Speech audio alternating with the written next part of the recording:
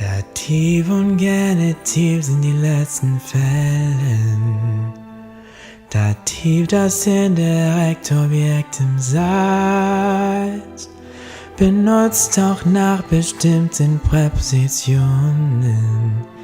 Gegenüber, von, aus, bei, nach, seit, zu, mit. Gibt's auch bestimmte dativen Verben, wie helfen, folgen, glauben und vertrauen. Man sagt, hilf mir, folg mir, glaub mir, vertrau mir. Vergiss nicht, dass mich hier falsch ist. Genitiv ist immer mit Besitz verbunden. Nicht genau der Besitz, sondern Besitzer. Wie die schöne Frau meines kleinen Bruders oder das Lachen ihres kleinen süßen Sohnes. Wie Dativ gibt's auch genitive Wörter, wonach Genitiv wird immer benutzt. Wie wecken, wären anstatt und anstelle, auch bedürftig, gewiss, sicher, unwürdig. Painting with the colors of the dative and the genitive cases. Now that we've sung our song, let's jump into the specifics of these final two German cases. For starters, the dative is the indirect object of the sentence. To give you a couple of example sentences with the indirect dative object, let's start off with this one. Der Lehrer schenkt dem Student ein Buch. The teacher gifts the student a book. Und die Kinder erzählen ihren Eltern die Geschichte. The children tell their parents the story. The indirect object is the person or thing that is receiving the indirect action. In these two sentences, it would be the student in sentence number 1 and the parents in sentence number 2. Why? Well, simply because in sentence 1, the teacher is not gifting the student, but rather the teacher is gifting the book to the student. This is called an indirect action. Similarly, into sentence number 2, the children are not telling the parents, the children are telling the story, which the parents are listening to. This is another example of indirect action. Another trigger for the dative case are the dative prepositions, much like the accusative prepositions we learned in the last video. These dative prepositions are von, from, aus, out of, bei, at the house of or with, nach, after or to, seit, since, gegenüber, opposite, zu, to, and mit, with. Here are a few example sentences using those prepositions. Bei welcher Firma arbeitest du? For which company do you work? Die Studenten sitzen gegenüber dem Lehrer. The students sit opposite the teacher. Die Immigranten kommen aus den USA. The immigrants come from the USA. Note that in all three sentences, the bolded nouns are dative nouns. Why? Simply because they follow the dative prepositions. Next, there's a list of dative verbs that are always followed by the dative case. Earlier in our jingle, we learned 4 of these verbs. Helfen, to help, folgen, to follow, glauben, to believe, and vertrauen, to trust.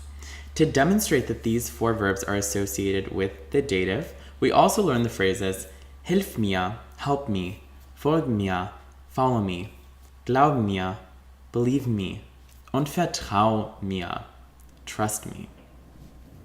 Do not make the mistake of using mich in these 4 cases. It is incorrect to say hilf mich, folg mich, glaub mich, und vertrau mich.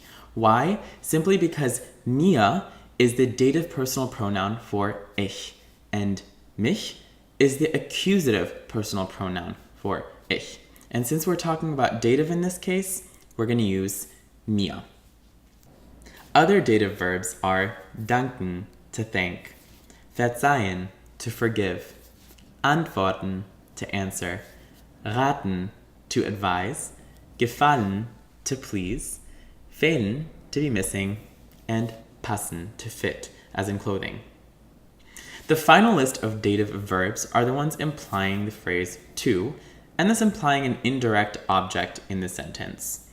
For example, geben, to give to, zeigen, to show to, erzählen, to tell to, gehören, to belong to, and sagen, to say to. As you can tell, all of these 5 verbs imply that there is an indirect object that is receiving some indirect action in the sentence. 3 example sentences here are: Ich gebe dem Kind die Schokolade. I give the chocolate to the child. Ich zeige ihm mein neues Handy. I show him my new cell phone. Ich erzähle ihnen einen Witz. I tell them a joke. Once again, all the bolded words are dative because they follow dative verbs. Wrapping up the dative case, here's the der, die, das table that shows the definite and indefinite articles in the dative.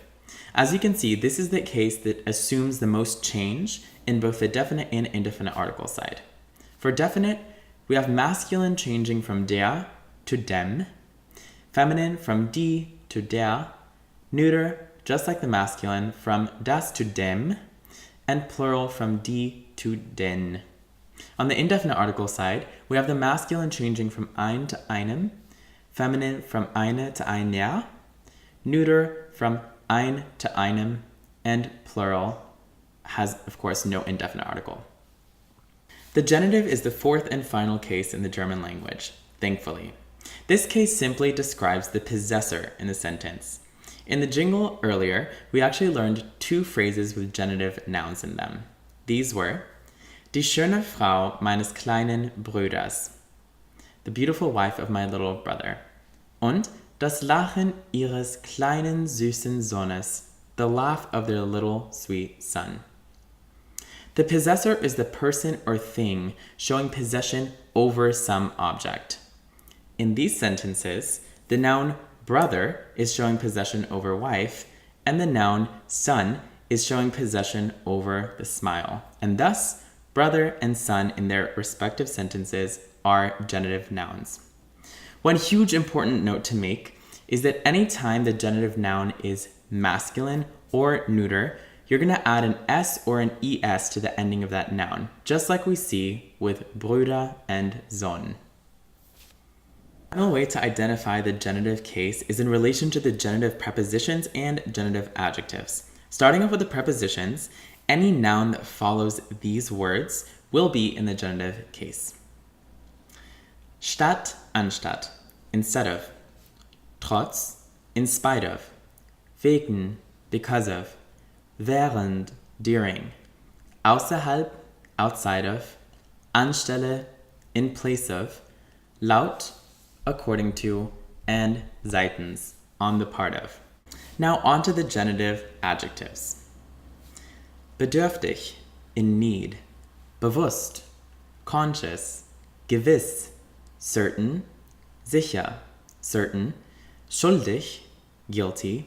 Verdächtig, suspicious. Wert, worth. And würdig, worthy. Similar to before, let's go through a few example sentences using these adjectives. Du kannst dir der Antwort sicher sein. You can be certain of the answer. Ich bin mir des Fehlers bewusst. I am conscious of the mistake. Meine Kollegin zeigte sich meines Vertrauens würdig. My colleague proved herself to be worthy of my trust. All of these bolded words are going to be genitive once again because they follow genitive adjectives. And one important note to make here is that these adjectives go at the end of the sentence, which is pretty unusual for an adjective. And now wrapping up the genitive case. Here is the der, die, das table showing the definite and indefinite articles associated with the genitive. Much like the dative case, you can see that both sides of the article table assume quite large changes from the nominative. Under the definite article side, for masculine, der becomes des, for feminine, die becomes der, for neuter, das becomes des, and plural, die becomes der. On the indefinite article side, we have ein, becoming eines. For feminine, eine becoming einer. Neuter, ein becomes eines. And plural, there's no indefinite article once again. And just one final note to make on this table is that you see this S and ES being tacked on to the end of all masculine and neuter nouns in the genitive case. Ich hoffe, dass Sie dieses Video echt genossen haben und wir freuen uns auf das nächste Mal. Bis dann, tschüss!